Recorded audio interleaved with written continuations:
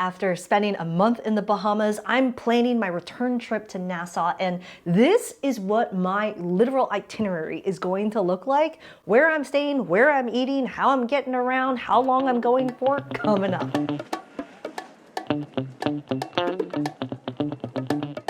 And if you're new here, yo, I'm Christine Lozada with Where in the World is Seattle, and I make travel videos every week to help you get up, get out, and go travel. So if you like to travel, consider subscribing.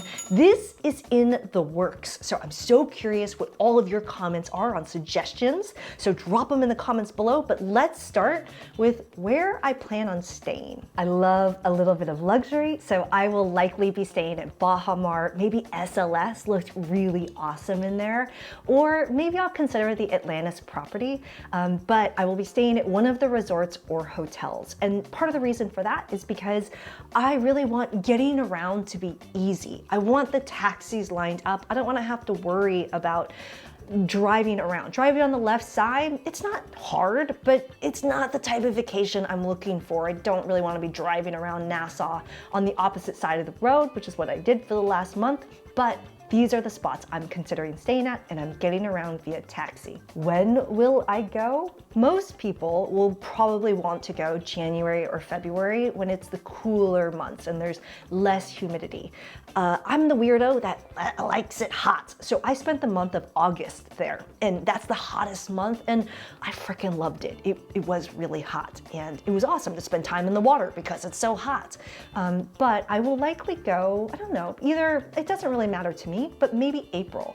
April, and the reason why I say that is it's outside of the hurricane season, but it's not the coolest month. So it's kind of like a shoulder season. So my guess is during April, you also might be able to find some less expensive resort rates. I don't know, who knows? Again, like I mentioned in my other videos, this is not a cheap beach vacation, but it doesn't mean you can't find a deal. So hot months, totally good with me. I'll probably avoid the main hurricane months, or maybe I won't, I don't know. But for me, hot months, not a big deal. How about how long to go for? This is such a hard one because it depends on the activities, right? And so for me, actually, hold on, two caveats.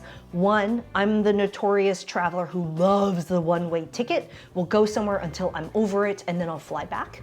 That's quick caveat, but if I had to choose a length of time, it would be between 3 and 7 nights, and I'll tell you why. So first of all, the Exumas. I totally plan on going to Exumas, but that will be its own dedicated trip. For this one, I'm just talking about Nassau.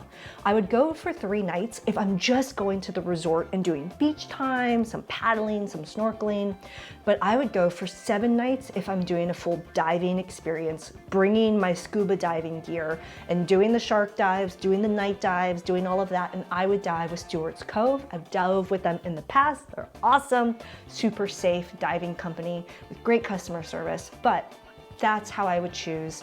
3 nights to 7 nights, somewhere in there is how long I would likely stay for. Let's talk about what else is on the list of things to do. So if you're not a diver, consider definitely snorkeling. There's so many great snorkel spots everywhere around the island. But one of the spots I really want to go to is the statue, which is on the southern part of the island. Unfortunately, while I was there was an oil spill, so I didn't get a chance to go. But I plan on going back there during low tide, so you don't have to dive down as deep while you're snorkeling to be able to see the statue.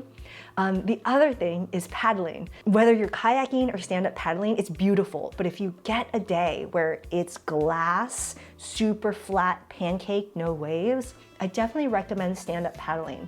And the reason for that is if you're able to stand up, your ability to look down clear to the bottom is awesome. And so if you go paddling like that with a snorkel, you can literally see everything there is down there. So I would be paddling and I would see all the nerf sharks below me, all the starfish, and then I would know when to jump in, which made it a lot easier. So I prefer the stand-up paddle because you can see more easily. When you're in a kayak, you're usually too close to the water, so you can't see down as deep. But snorkeling and paddling, definitely on the list. And if you're like, I like being on the water, but that is way too much exercise, I mean, my biggest mistake was not going out to Rose Island. This is top of my list to get on a boat, go out to Rose Island, enjoy the island, snorkel, and also swim with the pigs. I mean, how fun is that? So I plan on doing that as well. And there's usually a lot of events on the island, whether music events or food events, but seeing Junkanoo is actually something that's on my list. So I really want to check that out. You want to know what else I'm going to do? Eat. There's such good food on this island. No, it ain't cheap, but it's really delicious. So eating conch is a must.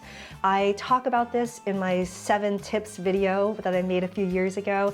Eating at Dino's Conch Shack, it's delicious. Or is it Dino's? Dino's? I don't know. It's delicious. That's what matters. But they have fresh conch. It takes forever for them to make it, but it's a really great thing to eat. And off the beaten path, not in the resorts, I really love Manila Grill. I mean, my parents were born in the Philippines. That restaurant tastes like my childhood. It's really delicious. I'll definitely be going there. And the spot that I miss that I really want to go to is Nesbitt's. I really want to try the Bahamian stew. So for breakfast, Bahamians will eat a fish stew or a conch stew. You get it generally on the weekends, but Nesbitt's is more of a local spot. So I definitely plan on checking that out. If you want to see the other restaurants that I loved, make sure you check out that video in the description below, but that's where I plan on eating for sure. Last thing, I will not be traveling alone. I did not recommend that in my other video, linked in the description below. Doesn't mean you can't safely travel alone, but I choose not to go back to Nassau alone. But this is my itinerary, and if you have tips, add them in the comments below. If you got some value in this, cheers that like button. I have so many Nassau videos. Check them out in the description. I'll see you in the next adventure. Ciao.